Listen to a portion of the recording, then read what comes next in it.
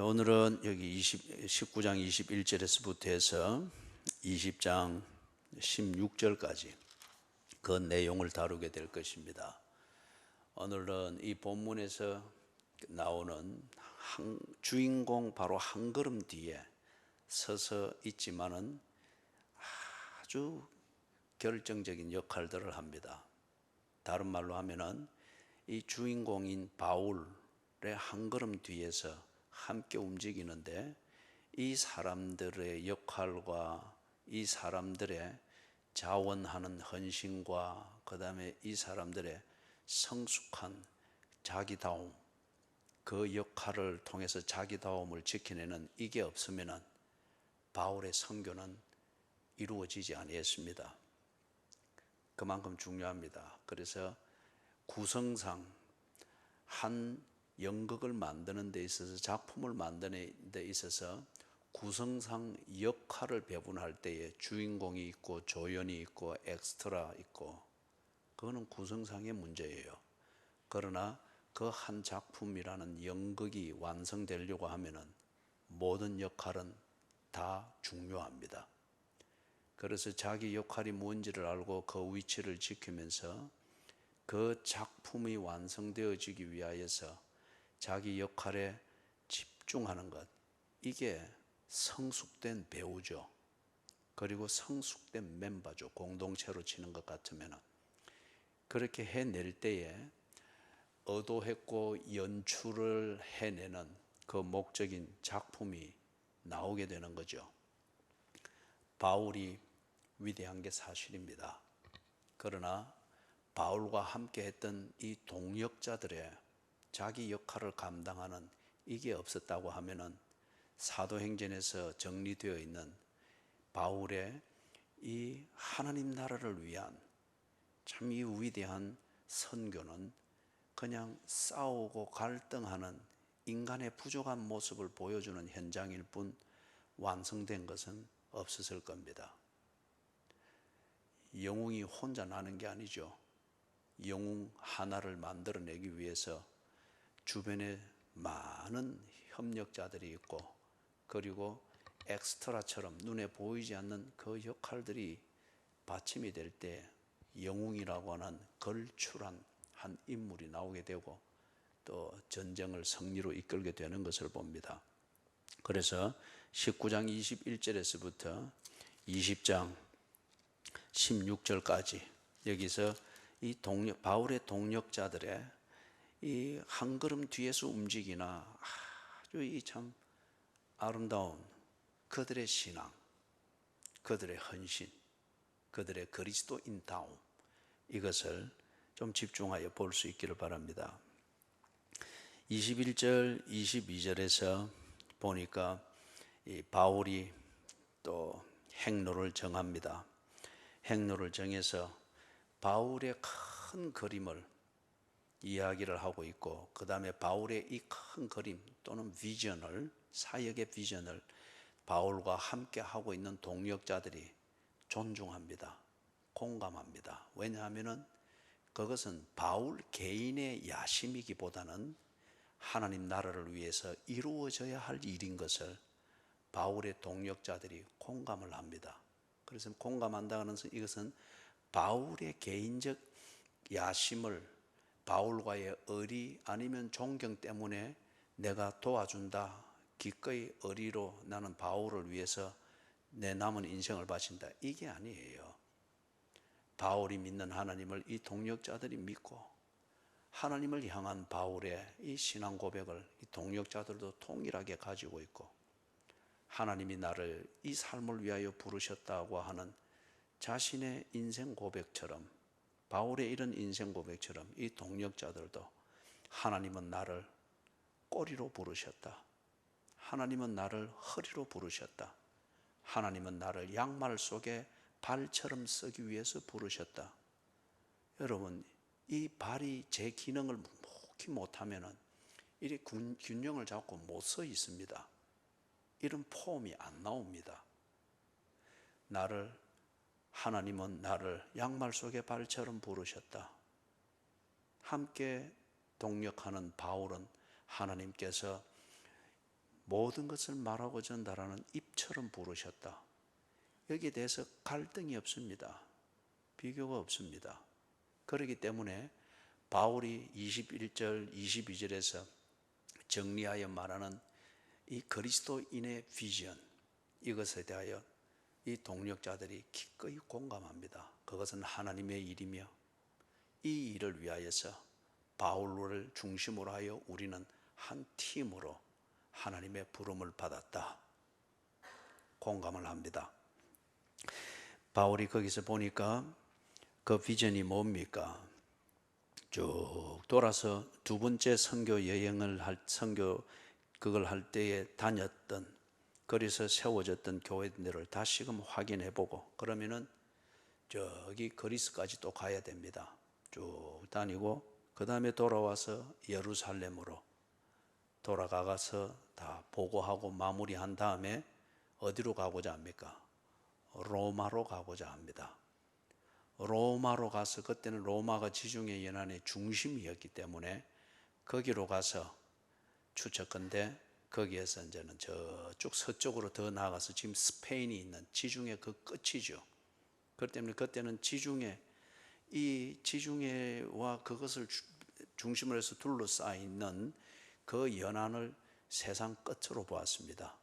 세상 끝으로. 그래서 이 지중해 바다 끝까지 나가면은 바닥을 볼 수 없는, 그쪽으로 10년을 알 수 없는 거기로 떨어진다고 사람들은 그리 믿었던 게 그 당시의 세계관입니다. 그래서 이 지중해 끝, 저 서바나, 지금 스페인이죠. 그쪽 세상 끝까지 가서 복음을 전하겠다. 그러자면은 이 중심지인 로마에 가서 거기에 있는 교인들과 이 비전을 나누고 그들의 후원을 받는 것이 필요합니다. 그래서 로마도 보아야 하리라. 하나님 나라의 일이죠. 이걸 같은 신앙 고백을 가지고 있고 내가 하나님의 은혜로 살고 하나님 보시기에 좋은 그 삶을 사는 것이 내 인생의 주제다, 이걸 아는 것 같으면, 이런 고백을 가지고 있는 성숙한 그리스도인일 것 같으면 이런 비전은 충분히 공감할 수 있겠죠. 그래서 지금 이 팀이 된 겁니다.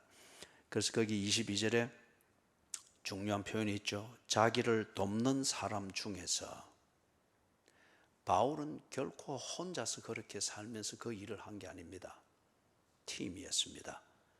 바울은 구심점의 역할을 했고, 이 구심점인 바울을 중심으로 하여서 여러 돕는 자들이 같은 신앙 고백 위에서 그러나 역할을 달리하여서 이 비전을 성취해 가는 것을 감당을 했다는 겁니다.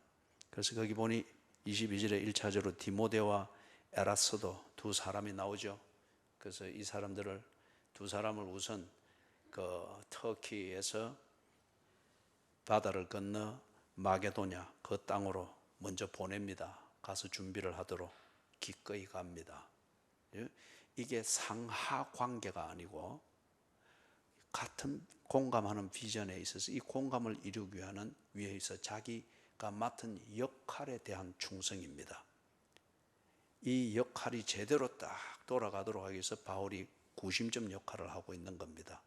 이 구심점인 바울을 중심으로 하여서 각 역할을 감당하고 있는 자들이 구심점이 주는 이 지시와 그 다음에 그 일과 이걸 따라서 착착 움직여주고 있는, 이걸 볼 수가 있습니다.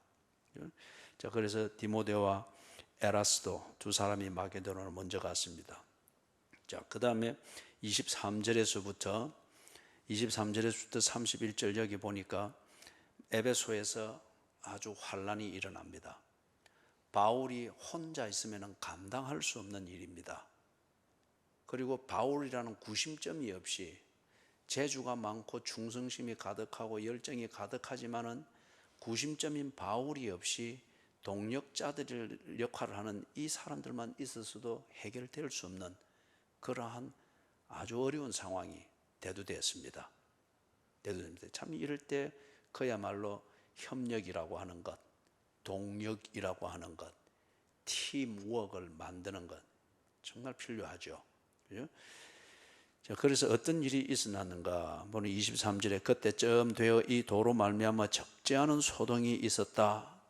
이 소동은 데메드리오라고 하는 이 사람 은장색, 이거는 이 뭡니까, 그 에베소의 주된 신이 아데미라고 하는 여신입니다. 그래서 이 아데미 여신을 섬기는 그 중심지인 신전을 지었는데, 이게 세계에서 7가지 우리의 이성과 논리로는 그걸 잘 어떻게 이리 지어냈을까, 그걸 분석하기가 어려운, 그럴 정도로 신비감을 가진 그러한 건축물들이 있습니다. 이걸 보고 우리는 7대 불가사의라고 합니다. 그래서 여기 에베소에서 아데미 여신을 숭배하기 위하여서 지은 아데미 신전, 이게 7대 불가사의 중에 하나입니다. 그만큼 웅장하고 신비하고 아주 위대한 건축물로 그렇게 지었단 말이에요. 그래서 이 아데미 여신을 섬기는 사람들, 순례자들이 얼마나 오겠어요? 그들을 상대로 해서 종교적인 이름으로, 그러나 실제로는 그들의 돈벌이를 합니다. 그래서 상당히 장사가 잘 되는 그러한 업종입니다. 그래서 이런 신상을 만들어서 팔고 하는데, 바울과 그 동역자들이 복음을 전하면서 그런 게 다 엉터리다 하고 이제 일이 되니까 이 그들의 영업에, 장사에 굉장히 타격을 받게 됩니다. 그러니까 이 데메드리오가 선동을 일으켜 가지고 바울을 쫓아내려고 하는 거죠. 그리고 더 이상 에베소에서 그런 것 전도 못하도록 선동을 해서 강제로 축출을 하려고 합니다. 다른 목적이 아니고 자신들의 사업을 지키기 위해서죠. 사업을 지켜서. 그래서 2가지 딱 그걸 포인트를 가지고 사람들을 선동을 하죠. 하나는 자기들의 장사가 지장이 되지 않도록, 그렇게 해서 같은 업종을 가지고 있는 사람들에게 우리 사업이 위기다, 이렇게 해서 선동을 합니다. 사람들은 뭐 대의명분으로, 평상시에는 대의명분으로 자기를 폼 잡고 관리하지만은 결국에는 뭡니까? 먹고 사는 문제. 여기 가면은 그 사람의 진면목이 다 나옵니다. 그래서 지금 여기 데메드리오가 먹고 사는 문제에 위기가 당했다라고 하면서 같은 업종을 가지고 있는 사람들을 선동을 합니다. 쉽게 선동되겠죠. 2번째는 종교심을 건드립니다. 아데미 여신의 위신이 추락한다. 그리고 이 아데미 여신을 섬기는 우리의 신앙이 방해를 받는다. 그래서 사람들을 선동을 할 때 끝까지 죽는 줄도 모르고 끝까지 참여하도록 만드는 것, 그거는 종교적으로 선동이 될 때입니다. 종교적으로. 그렇기 때문에 정치적 이념도 종교화시키면은, 그러면은 더 이상 이 대화가 안 됩니다. 그렇기 때문에 이념은 무서운 겁니다. 이념을 종교화시키고 신앙화시키는, 이거는 맹종하게 만드는 거죠.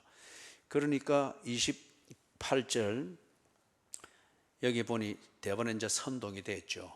군중이 대번에 선동이 됐습니다. 그들이 이 말을 듣고 분노가 가득하여 외쳐 이르되 크다 에베소 사람의 아데미여 하니 온 시내가 요란하여 선동이 되었습니다. 그럼 이리 되면은 이게는 선이 뭐고 후가 뭔지, 뭐가 잘못되었고 뭐가 올바른지 이 토론은 불가능합니다. 군중 심리가 선동이 돼서 큰 해일처럼 그렇게 이제 요동침이 움직이니까, 이리 되니까 이 선동되어진 사람들이 어떻게 하죠? 바울의 동역자 중에 2사람을 잡아가지고 그 가이오와 아리스타고 2사람을 잡아가지고 연극장으로 끌고 들어갔다고 합니다. 이거는 헬라식으로 지어져 있는 반원형의 헬라식으로 지어져 있는 그런 야외 극장이죠. 여러분들이 사진이나 인터넷들에 보면은 그런 고대 그리스의 유적들 중에서 반원형으로 되어서 계단식으로 쭉 이렇게 관객석이 있고 저 밑에 무대가 있고 그런 게 있죠, 그죠? 연극장으로 들어갔습니다. 거기서 막 이제 계속 이 소동을 짓는 거죠. 그때에 이 바울의 동역자 가이오와 아리스타고가 제정신이 있겠습니까? 중심은 있다고 할지라도 이 중심을 가지고 상황을 살피서 이게 쉽지 않습니다. 이 군중들이 모여서 막 그렇게 할 때 지정신이 아닐 거예요. 이 사람들이 왜 잡혀갔습니까? 바울의 동역자이기 때문에 잡혀갔습니다. 그리고 바울이 잡혀가야 될 그 자리에 군중들이 바울을 그때 못 찾았기 때문에 바울을 대신하여 바울의 이 동역자들을 잡아간 겁니다. 그래서 지금 이 난리를 겪고 있는 거죠. 30절 31절에서 바울이 자기가 들어가려고 할 때 그 군중 속으로 들어가서 하고자 하는 말을 하고 이 사람들을 지키고자 들어가려고 할 때에 제자들이 말렸다. 이 제자들은 에베소에 있는 예수 믿는 사람들입니다. 바울과 함께 다니고 있는 동역자들은 아니고 에베소에 있는 예수 믿는 사람들로서 바울을 신뢰하고 있고 존중하고 있는 그 교인들입니다. 그들 중에서 일부의 사람들이 바울을 말립니다. 들어가지 마십시오. 예? 당신의 중심을 알고 또 복음을 위해서 거기서 하고자 하는 열정도 알고 동역자들을 지키고 구하고자 하는 것, 그들과 함께 있고자 하는 것도 알지만은 지금은 무의미합니다. 그게. 당신의 그 의리와 정의감과 그 다음에 헌신, 이 순수함, 이것은 알겠지만은 그게 열매를 낳을 게 아니고 무의미하게 끝나니 지금은 들어가지 마십시오. 말립니다. 그 다음에 또 31절에 거기서 아시아 관리 중에 이 아시아 지금 계속 여기 나오는 것 사도행전에 아시아라는 지명이 나올 때는 우리 여기 동남아시아, 서남아시아, 중앙아시아, 동북아시아 지금 우리가 쓰던 이 지형의 이름으로 이해를 해서는 안 됩니다. 2000년 전 그때의 아시아라고 할 때는 지금의 터키 그 반도의 제일 서쪽 끝 부분 여러분이 그 지도를 보면 잘 나올 거예요. 거기가 아시아, 한 지역은 아시아, 한 지역은 본도, 한 지역은 밤빌리아, 지금의 터키가 그런 식으로 우리나라가 팔도, 대한민국 팔도로 나누어져 있죠. 경상남도, 경상북도 이래 하듯이 지금의 터키 땅, 그게 2000년 전에는 그런 식으로 지역별로 나누어져 있는데 그 지역 중에 하나가 제일 서쪽 끝에 있는 그 지역을 아시아라고 불렀습니다. 그래서 지금 사도행전에 아시아로 나올 때는 여러분이 그렇게 이해를 해야 됩니다. 그래서 아시아 관리 중에 그러면은 지금 우리 표현으로 비유해서 말하면은 경상남도 관리 중에 그런 식으로 아시아 관리 중에 바울의 친구된 어떤 이들이 바울을 신뢰하고 있는 정치인들이 있었습니다. 관료들이 있었습니다. 그들이 이런 소요가 일어났을 때는 어떤 일이 있고 정의감이든지 이런 게 안 통하는 것을 다 경험을 통해서 알고 있잖아요. 그래서 바울을 보호합니다. 들어가지 마십시오. 6.25가 났을 때에 남한으로 쫙 밀리다가 그 다음에 반격이 있었죠. 인천상륙 작전과 함께. 그래서 파죽지세로 국군과 유엔군이 쫙 북진하여 올라갔죠. 그리고 평양을 찾고 그 다음 계속 북진하여 갔는데 뒤에 중공군이 개입을 하면서 소위 말해서 1월 4일 급하게 압록강에서부터 후퇴해 내려왔죠. 급한 후퇴였기 때문에 피난민들이 제대로 정신을 못 차렸습니다. 그때에 평양에는 우리 한국 기독교의 기반을 놓았던 교회들이 참 중요한 교회들이 있습니다. 그 중에 하나가 산정현 교회입니다. 중심 교회였죠. 그때의 산정현 교회의 담임 목사님이 한상동 목사님입니다. 우리 고신 교단의 시작을 했던 그 한상동 목사님이죠. 일제시대 때는 신사참배를 거부해서 옥중 생활을 했고 그랬죠. 그분이 한 산정현 교회 담임 목사님으로 있었는데 1월 4일을 기점으로 해서 쫙 후퇴를 하니까 이때 한상동 목사님이 자기는 후퇴 안 한다. 교인들과 함께하고 교회를 지키겠다. 이때 산정교회 장로님들이 나서가지고 목사님 후위를 도모해야 됩니다. 남한으로 피한하셨다가 잠잠해지면 올라오십시오. 교회는 우리가 지키겠습니다. 그리고 교인들도 우리가 돌보고 피난 갈 사람 우리가 챙길 때는 목사님은 후위를 도모하기 위해서 속히 피난을 가십시오. 그리고 잠잠해지면 그때 다시 또 올라오시면 되지 않습니까? 억지로 해서 피난을 보냈습니다. 그러고는 못 돌아갔습니다. 휴전선 있고 강제로 딱 이주가 돼버린 거죠. 그래서 한상돈 목사님이 부산에 계시면서 처음에는 초량에서 초량교회 담임을 하셨어요.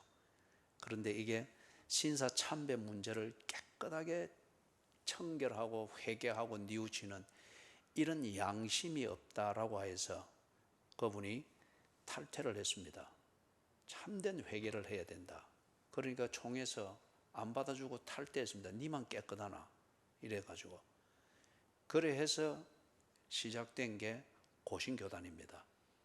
그래서 초량교회에서 나와서 지금 그 초량에 있는 삼일교회, 거기서 삼일교회 개척을 한 거예요. 그 개척교회 이름이 삼일교회였습니다. 그러면서 이 고신교단이 태동이 되고 지금까지 오면서 나름대로 한국교회의 한 축을, 중요한 축을 담당을 해오고 있는 겁니다. 그때의 산정인교회 장로님들이 상황을 읽고 큰 그림을 그리는 이게 없었다고 하면은 한상동 목사님은 그냥 휴전선이 막히고 이렇게 하는 것과 함께 그냥 사라졌을 거예요.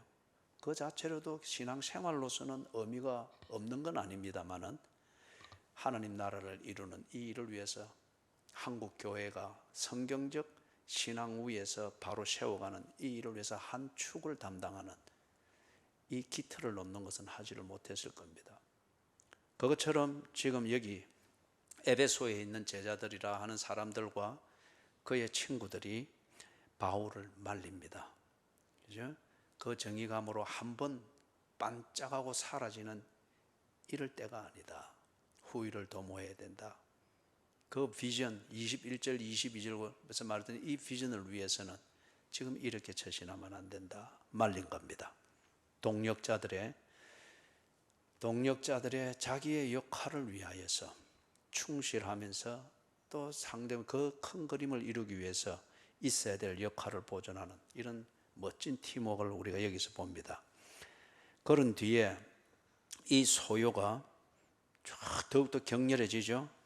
그러면서 35절에서부터 41절 여기 보니까 드디어 이제 한 2시간 정도 막 소리 지르고 난리를 쳤으니까 지칠만도 하지 않습니까? 이때의 서기장이라고 하는 사람이 이제 관료의 계급이겠죠. 나가서 군중들에게 이제 자초지종 설명을 합니다. 그런데 아주 이 사람의 논리 전개가 군중 심리를 움직이는 데 있어서 아주 유효한 그런 논리를 전개를 하고 있습니다. 아데미 신이라고 하면은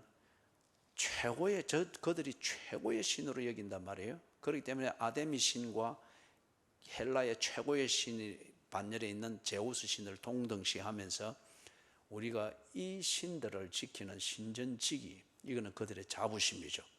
그 다음에 에베소가 신성한 도시다 이거예요.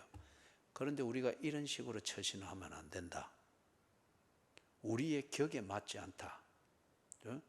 저 사람들이 무슨 혐의가 있는지 증거도 없고 막 이런데 대놓고 해서 사람을 저렇게 끌어가다가 지금 뭐 해코지를 하거나 아니면 죽게 만든다. 심지어는 그리 될 때 최고의 신을 섬기고 최고의 신을 섬기는 신전지기가 된 신성한 도시이고 그 도시 시민인 우리가 체면이 서지 않지 않느냐.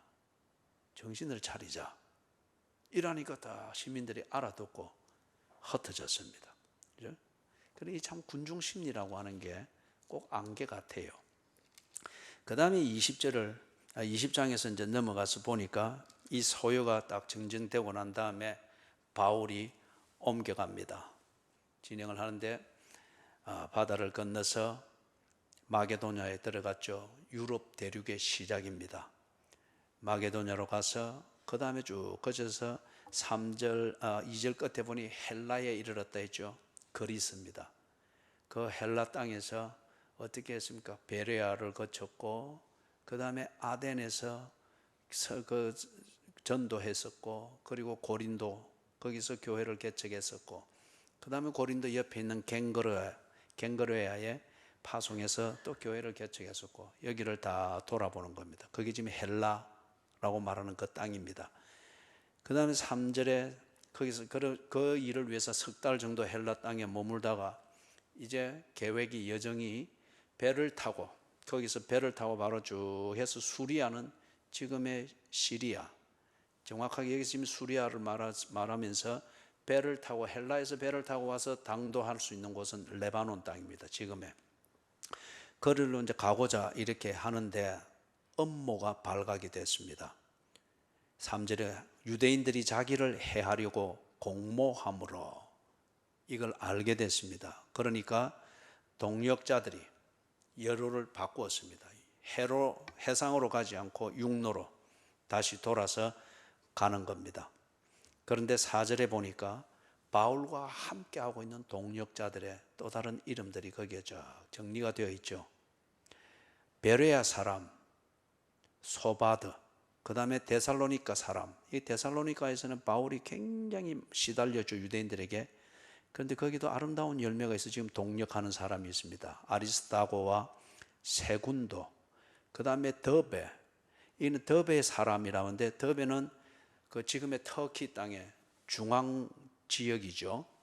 거기서 가이오, 그 다음에 디모데, 그리고 아시아 사람, 지금 현재 터키 땅의 제일 서쪽에 있는 그 지역 지방 이름이죠.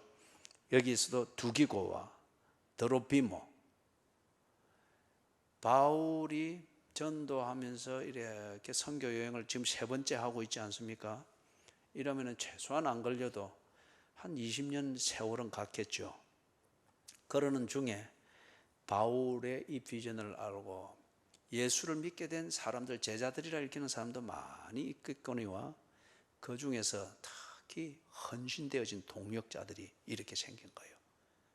그러면서 바울의 가지고 있는 이 비전을 그들이 공감하면서 이 일을 위해서 자기들의 역할을 알고 이걸 위해서 기꺼이 지금 그림자처럼 함께 동력을 하고 있는 아름다운 사람들입니다. 그죠? 우리도 뭐 주례의 누구, 구서동의 누구, 서동의 누구, 연산동의 누구, 당감동의 누구, 부전동의 누구, 이렇게 동역자들을 말한다고 하면은, 제가 다른 데 선교지로 가든지 누구를 만나서 말할 때, 우리 교회를 이야기할 때 그렇게 이야기를 합니다. 그죠? 다녔던 사람들이죠. 그래서 5절에 보니까 일사불란하게 움직이고 있는 이걸 간략하게 거기 보여주고 있죠. 그들은 먼저 가서 드로아에서 우리를 기다리더라. 그러면 이 바울을 구심점으로 해서 함께하는 이 동역자들이 언제나 함께 다 움직이는 것은 아니에요. 일을 위해서 먼저 가서 집을 준비하는 사람, 먼저 가서 먹을거리를 준비하는 사람, 먼저 가서 살피는 사람, 또는 뒤에 남아서 일을 마무리를 해야 되는 사람, 그리고 그 중에는 바울과 함께 가면서 바울의 필요를 챙기면서 또 신변의 보호를 위해서 함께하는 사람, 이렇게 일사불란하게 움직이고 있는 것을 봅니다. 그래서 5절 이하에서부터는 우리라고 하는 이 말이, 이 단어가 몇 번 나옵니다. 그죠? 바울과 함께하고 있는 동역자들, 그들을 함께 움직이고 있는 사람들이죠. 7절에 보니까 거기 7절에서부터 12절, 바울이 지금 드로아에 왔습니다. 다시 마게도냐에서 에게해를 건너가지고 드로아, 지금 현재 터키 땅의 가장 서쪽에 있는 그 조그마한 항구 도시죠. 그쪽으로 다시 돌아왔습니다. 돌아와서 거기서 우리가 떡을 때려 하여, 이게 성찬식인지 아니면 애찬인지 정확하게는 모르겠습니다만은, 그래서 떡을 때려 하여, 하여튼 이게 기도 모임, 예배, 성경 모임 이것하고 연관되어 있습니다. 이걸 떼고 이제 다음 날 자기가 행선을 잡은 이쪽으로 지금 예루살렘 쪽으로 또 움직여야 되는데, 그날 밤에 드로아에서는 마지막 날 밤이죠. 이때에 성도들과 교제를 하면서 성경 얘기를 하고 설교를 하고 막 이래 합니다. 그래서 강론할 새 밤중까지 계속하며 이래 돼 있죠. 그런데 우리가 모인 윗다락에 등불을 많이 켰는데, 이제 이게 있는 집이, 여기 하룻밤을 머무는 이 집이 상당히 큰 모양입니다.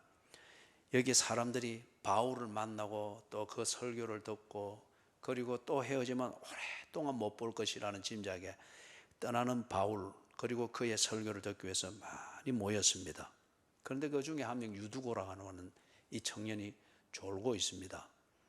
그것도 위험한 난간에 앉아가지고, 이게 이 뭐 구경 왔다가 게을러 터져가지고 마음이 없으니까 저는 이런 성질은 아닌 것 같아요. 여러분, 집중하다 보면, 그리고 하루 일상을 지나고 난 뒤에 몸이 지쳤을 때 어쩔 수 없이 졸음이 올 수 있습니다. 여러분, 그거는 참 보기에도 아름답습니다. 그죠? 건방진 예배 태도로 언제나 거기 따라오는 것은 조는 게 있죠. 이거는 정말 어떤 경우는 그 얼굴이 사탄 같아요. 그죠? 뭐 식은땀 나고 번쩍번쩍 한 데다가 막 졸고 앉아 있으면 그런 것 같아요. 그런데 이렇게 유두고가 졸고 있듯이 어쩔 수 없이 지쳐서, 그러나 집중할 때 지쳐서 이렇게 졸음을 올 때, 이거는 참 앞에서 이렇게 볼 때는, 예배 시간에 이렇게 볼 때는 참 처근하고 아름다워요. 그거는 예배에 전혀 지장이 안 됩니다. 유두고가 이러다가 떨어졌습니다. 여기 보면 윗다락이라고 했지 않습니까? 그래서 지금 죽었습니다. 사람들이 죽었다고 그렇게 하죠. 바울이 10절에 내려가서 그 위에 엎드렸다. 이거는 그 위에 몸을 포겠다 이 말이 아니에요. 우리가 이 열왕기서에서 보면은 죽은 아이 위에 그 엘리야가 엎드렸다 이렇게 표현이 나오죠. 이거는 뭔가 하면은 죽었는지 안 죽었는지, 숨을 쉬는지 안 쉬는지, 맥박이 뛰는지 안 했는지 구부려서 그 몸을 자세히 살피겠죠. 그리고 맥박 소리를 듣거나 숨 쉬는 것을 확인할 때에 더욱더 몸에 가까이 되겠죠. 그죠? 이런 모양새입니다. 이런 모양새. 뭐 그걸 또 신비주의적으로 해석해 가지고 이 몸 위에 내 몸을 포개 가지고 같이 엎드리면은 기가 전달돼서 살아난다 하는 식으로 일하면서, 그거는 무당이요. 또 그런 거 한다고 해서 어디에 가자 하고 이러면은 그거 완전히 속는 거요. 이거는 지극히 여러분들이 응급 상황이 됐을 때 그 희생자나 피해자를 어떻게 응급 처치를 해야 되는가, 숨 쉬는 걸 확인하고 하는 것, 몸을 지금 구부려 그 몸에 가까이 된 겁니다. 그래서 이걸 확인한 거예요. 그러면서 바울이 떠들지 말라, 생명이 그에게 있다. 다른 사람들은 다 볼 때 죽었다. 그런데 바울이 그렇게 확인하는데 생명이 그에게 있다. 그런 뒤에 돌보면서 그 유두고가 살아납니다. 11절에 보니까 올라가 떡을 떼어 먹고 오랫동안 곧 날이 새기까지 이야기하고 떠나니라. 여러분, 이런 게 말씀의 교제죠. 성도의 교제죠. 예배의 교제죠. 하나님의 은혜에 목마름이 있고 또는 그 하나님의 은혜에 감동이 있을 때 이런 교제가 가능하지요.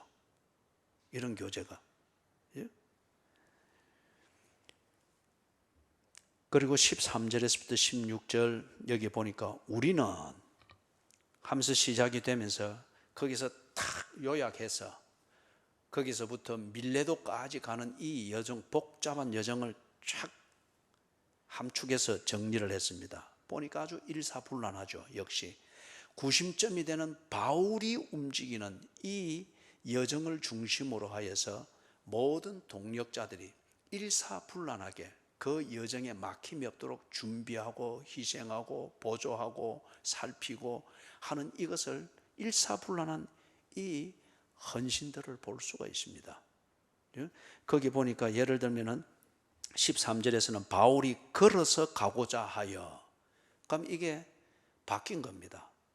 바울이 생각할 때 배를 타고 가는 것보다 걸어서 가야 되겠다. 이 지역은 동역자들이 기꺼이 바꾸었습니다. 그 구심점이 되는 바울을 중심으로 해서 중요한 것은 복음이 전거되고 하나님 나라의 일이 확장되고 그리고 성도들을 확인하고 돌보는 이것이기 때문에 배 타고 움직여서 빨리빨리 움직이는 이 자체가 목적이 아니다 말이에요. 그러니 구심점이 되는 바울이 이것을 가지고서 걸어서 이 지역은 가야 되겠다.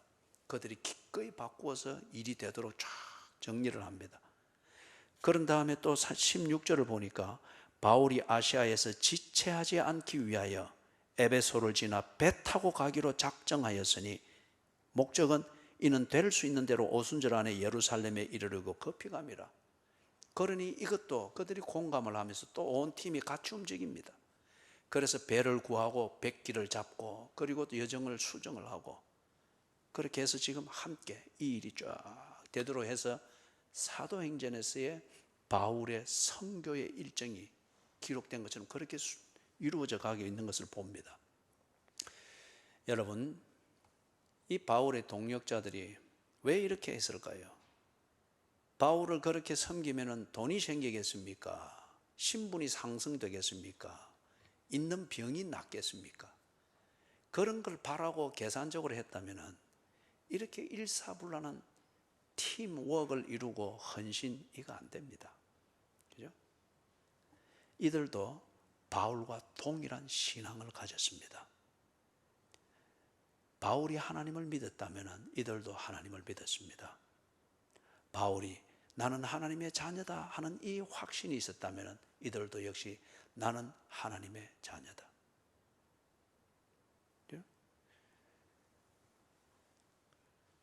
그리고 하나님이 바울에게 소명을 주어 불렀다면 그 하나님께서 나를 이 일을 하도록 소명을 주어 불렀다. 이것이 그들의 신앙입니다. 바울은 입의 역할을 하도록 부름을 받았다면 나는 양말 속에 발이 되는 역할을 하도록 불렀다. 이 자체로 귀한 겁니다. 그리고 이걸 기꺼이 이들 감당을 하면서 위대한 사도행전에 하나님 나라의 일을 이루어가고 있는 겁니다. 여러분, 이들이 그래 했듯이 교회를 중심으로 해서 하나님 나라의 일들이 세워져 가고 복음이 전거되어지는 데는 이것과 똑같은 모델이 계속해서 움직이고 있는 겁니다. 똑같은 모델이 어느 한 사람이 잘해서 모두가 모여서 그를 무슨 교주처럼 뜻받들고 있다. 그거는 이단이지 않습니까? 그게 사입이다 말이에요. 교회는 그런 것이 아니죠. 통등하게 하나님의 자녀들입니다. 하나님이 신뢰하는 청지기들임을 믿는 사람들이 교회를 섬기면서 봉사를 하는 거예요. 그러는 가운데 성숙해지면서 나는 머리가 되도록 부름을 받았다. 나는 손이 되도록 부름을 받았다. 나는 양말 속에 발이 되도록 부름을 받았다. 나는 꼬리가 되어서 방향을 잡는 이런 그림자 역할을 하도록 부름을 받았다. 나는 머리가 되어 리더십을 발휘하도록 그렇게 부름을 받아요. 이게 상하의 개념이 결코 아닙니다. 이게 어느 게 더 귀하고 어느 게 더 그런 의미가 결코 아니에요. 교회에 이런 성숙함이 있을 때에 이런 헌신들이 쫙쫙 성숙된 헌신들이 만들어집니다. 거기 여러분 7절에서부터 12절 여기 보니 밤새도록 그렇게 교제를 했다 했죠. 그리고 이번에 김자선 선교사님이 그쪽에 또 주일날 네 군데의 교회를 돌고 제가 또 이쪽에 네 군데의 교회를 돌고 그래서 다 마치고 내가 이제 가는 길에 제2 라굼 교회라고 있어요. 거기 길목에 있는데 거기에 그 교회가 설 때의 초창기에 약 30여 년 전에 최초로 김자선 선교사님이 거기 만드는 성경 공부 그 가정 성경 공부 그룹에 참석했던 여성분이 계세요. 노라라고. 참 신실합니다. 성격도 밝고. 그래서 그 오는 길에 그 사람을 한번 보려고 이렇게 갔는데 그때 시간이 약 밤 12시였어요. 밤 12시. 내가 마지막 네 번째 교회 마친 게 약 한 밤 11시. 그래서 가는 길에 숲길에 이래 가다가 거기 한번 들렸는데, 왜 들렸는가 하면 그 시간에 분명히 그 교회가 예배를 하고 있거나 예배를 막 마치는 시간이거든요. 아니나 다를까 이제 예배를 막 마치고 여성 네 분이 강단 한쪽 구석에 앉아서 이래 헌금을 개수를 하고 있는 거예요. 예? 그래서 만나서 반갑게 인사를 하고 가니까 아니나 다를까 김자선 선교사가 거기 있는 거예요.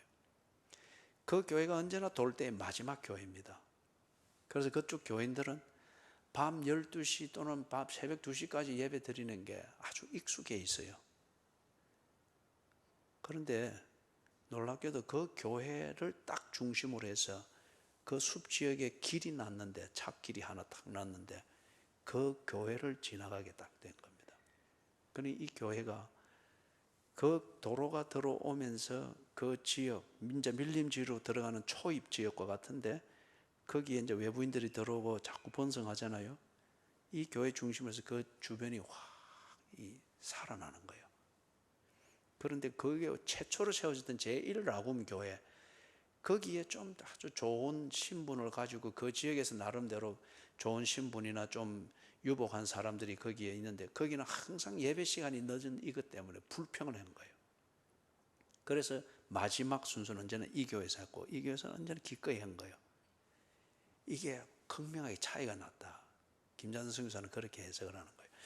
그래서 중략하고 그 교회에서 내가 인사를 하고 이제 이래 반갑게 인사한 다음에 나는 이제 한 12시 반 돼서 다시 나왔습니다. 숙소로 가기 위해서. 그때 내게 동력자가 2명이 있었어요.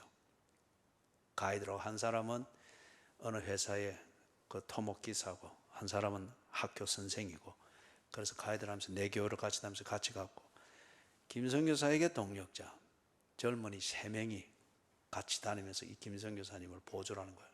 그분은 건강이 워낙 안 좋기 때문에. 나는 먼저 가고 그 팀이 뒤에 왔는데 새벽 한 2시쯤 왔어요. 그러면 여기 곧 날이 새기까지 이야기하고 떠나니라, 이걸 보니까 그런 생각이 나요. 그죠? 그런 생각이. 여러분, 그런 동력자가 없고 그 다음에 제자들이 바울을 보호해 주듯이 그런 게 안 되는 것 같으면은 그 선교사님이 그런 마음이 넘치고 그렇게 해야 되겠지만은 그런 예배를 이어갈 수 있겠어요? 그런 신방을 할 수 있겠어요? 그런 성도의 교제를 할 수 있겠어요?